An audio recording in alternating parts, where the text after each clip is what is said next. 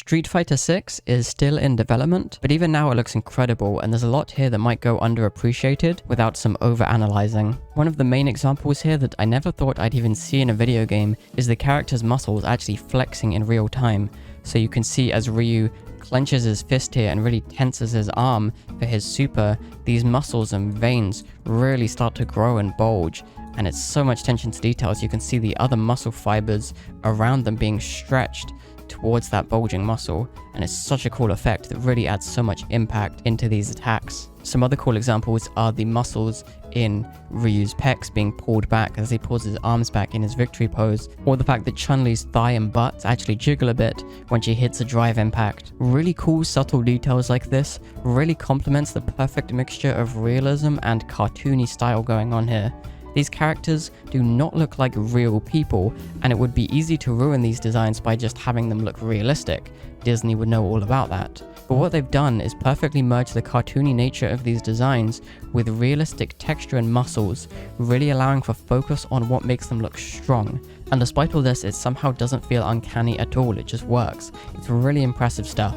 We'll get back to some of these crazy super animations in a minute, but let's take a step back from the battlefield into one of the most impressive menus I've ever seen.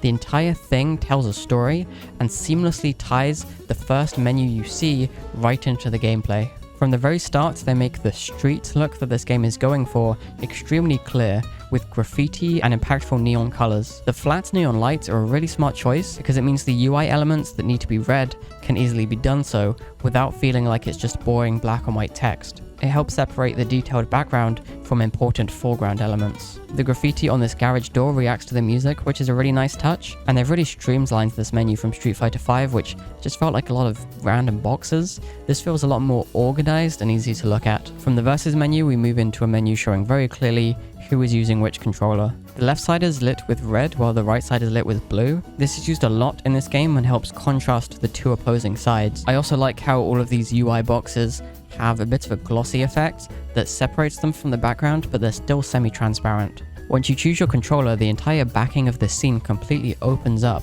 moving previous UI elements out of the way and pushing you forwards into the next section. This really gives you a feeling of moving forwards towards the fight. The background quickly pushes forward, but then slows down when you're at the stage section. This is cool because it slows down to show that you need to pick before you're going to move forwards again, but it still keeps that anticipation up of constantly moving forwards towards the fight. Though I will point out, once you go through the garage door, you can clearly see the background showing where the players will be in a minute with the red and blue lit background. Now this is really cool, but when you reach the stage section, that actually just pops out of existence and you're teleported into a completely different hallway, which is a little bit jarring when you notice that it's doing that. I'd like to quickly appreciate how much is going on with the animation of just the word stage here and how these UI elements come in. It's the kind of stuff that's easy to miss in real time, and it's not supposed to be something that's distracting, but you can really see how much thought is put into every single frame of these. This hallway that you're in looks really cool as well. The neon lights and the puddles really add a lot of atmosphere, having reflections and light all over the place. Having a dark background like this also has two other main benefits. It means these elements don't have to be too over detailed, and so resources don't have to be wasted that could be used on loading things in. And secondly, it means the background is pushed away and that the bright UI elements are always going to be your main focus. When you select your stage, you move forwards into the character select menu. Now again, you kind of pop into a different hallway here, and I do think this could have been done in a sleeker way. I understand that when you're moving forwards, you're going to have this hallway loop infinitely, and that doesn't really work when there is an endpoint of it, but I think there would be a way around this if maybe you had the background stay in place and had the walls just loop endlessly towards you instead of having it just cuts like that. And now we arrive at the character select screen with another large garage door behind us, and the anticipation is really building up at this point because you know the fight is going to take place just beyond there.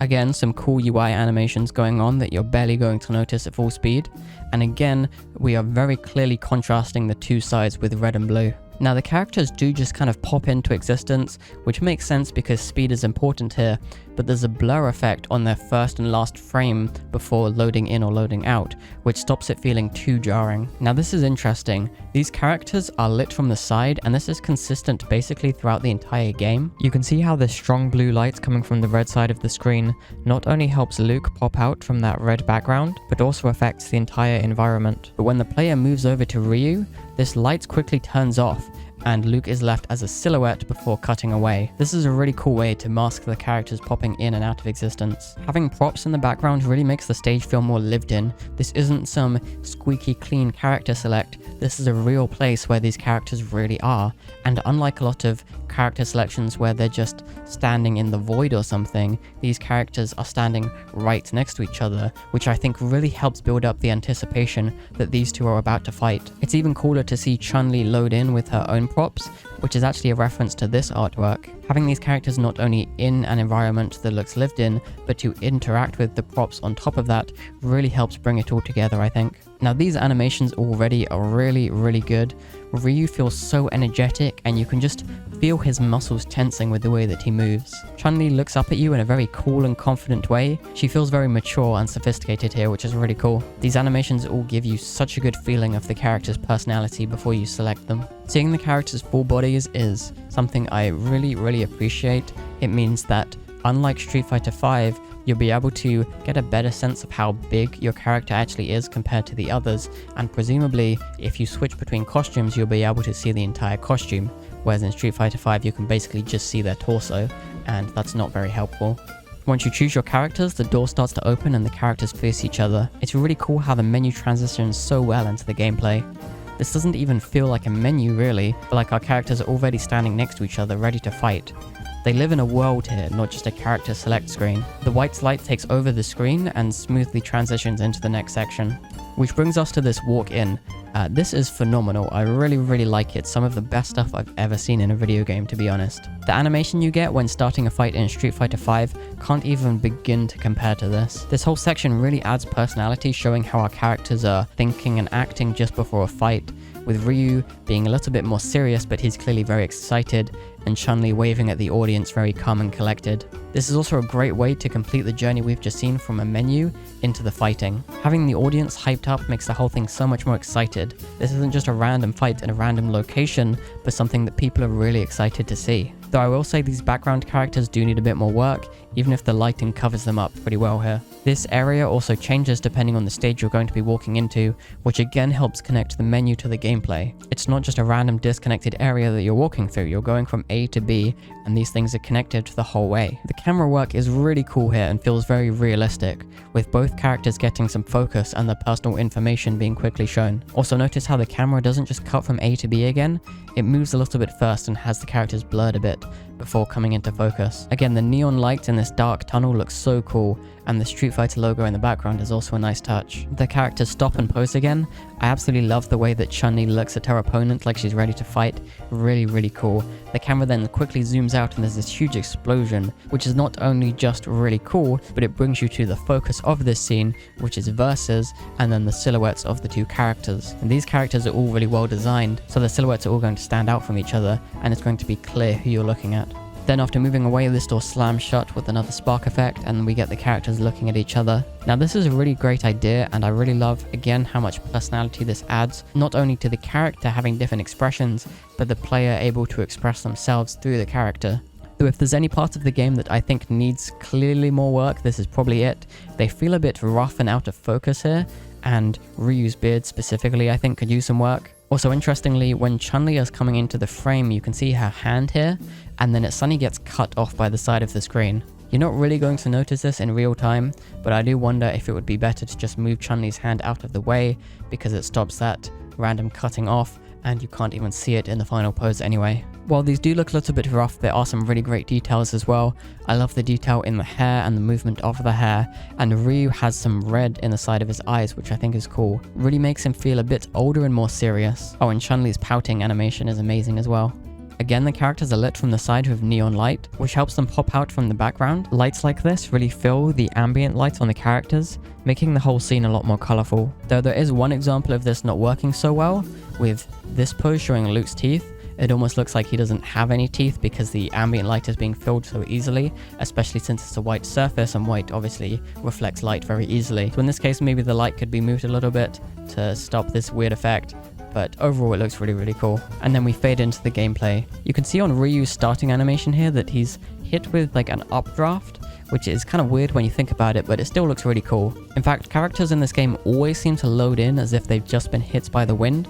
You can see at the start of each round the same thing happens to Chun-Li's clothes. Though it is great to see how much the clothing in this game reacts to what's happening and doesn't clip as much as Street Fighter V. Going back to Ryu's starting screen, I actually think there's a bit of a mistake here.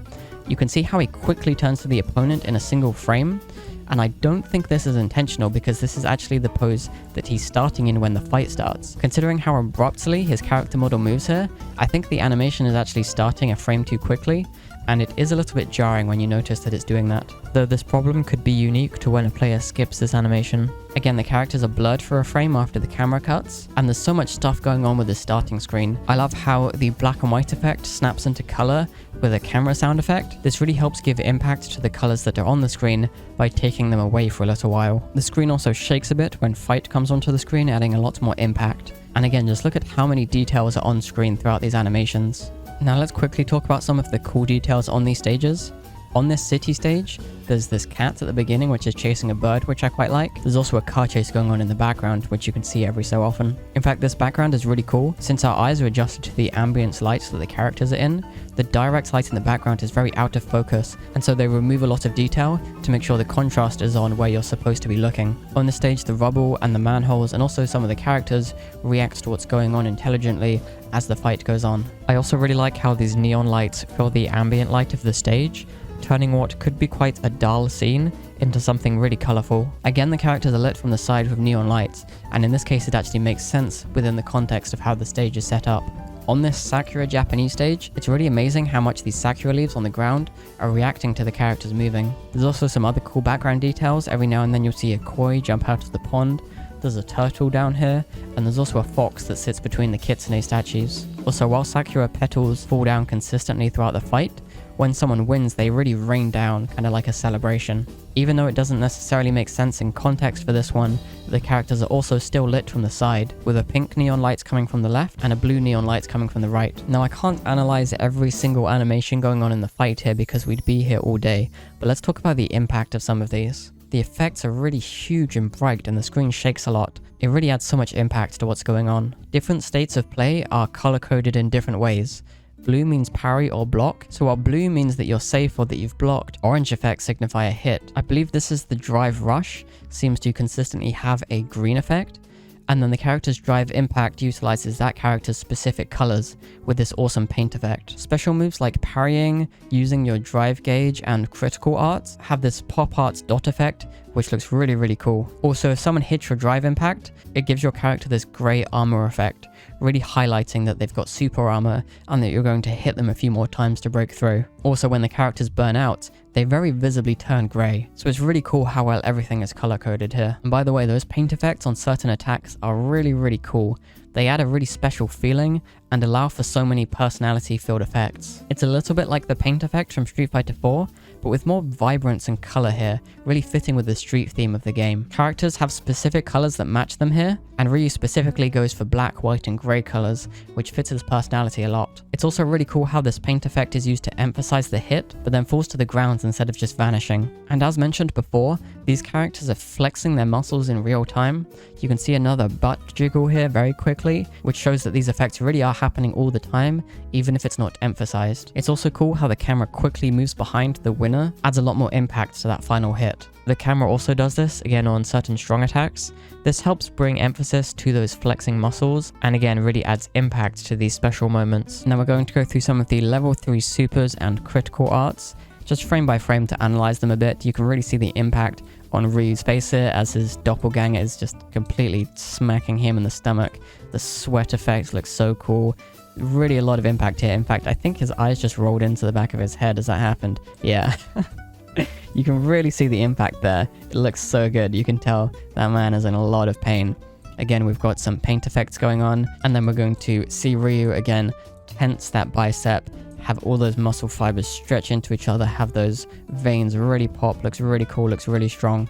Then there's the impact as he just absolutely smacks the other guy in the head. Note how the entire composition of this scene and the straight lines in the background align with the force from Ryu's body, really showing you how hard he's hitting. Also, the critical art version of this attack has even more cool effects. You can see this whole skeleton, you can see these dark colors really turn it from a cool attack into like, oh god, I'm gonna die. This is something really serious. Taking a look at Chun-Li's level 3 super, again, you can see really cool, really impactful animations here.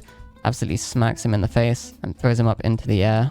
I love how she just completely wails on you, punches you in the stomach here, and again, we've got that sweat. You can see from Jamie's cheeks there, like, he's struggling to breathe at this point.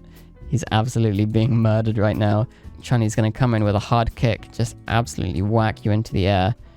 And she's not done yet. She comes down, she kind of winds up, and then she releases that energy, spins around. There's some really cool effects here. She goes into the air, spins around a lot more, and then she just absolutely smacks you. Notice how you can really see the impact of that attack going all the way through Chun-Li's leg as well. Again, we've got some of those cool effects there with these kind of pop art dots filling the shadows. And then in her critical art version, it's not even done yet because you get slammed into the camera. Again, a really nice touch while she's falling down in the background there. Now, Jamie's level 3 is awesome, really cinematic this one. He sweeps, knocks you down, but then he invites you back up. And you can see how the entire background is grayed out to have this cinematic effect, and your character is also grayed out, while Jamie has this kind of red glow over him, so you can really tell he's the more powerful one in this situation. Your character will go for the hit, he'll counter you, whack you, just completely destroy you, and then that's the end of his super. Really, really cool.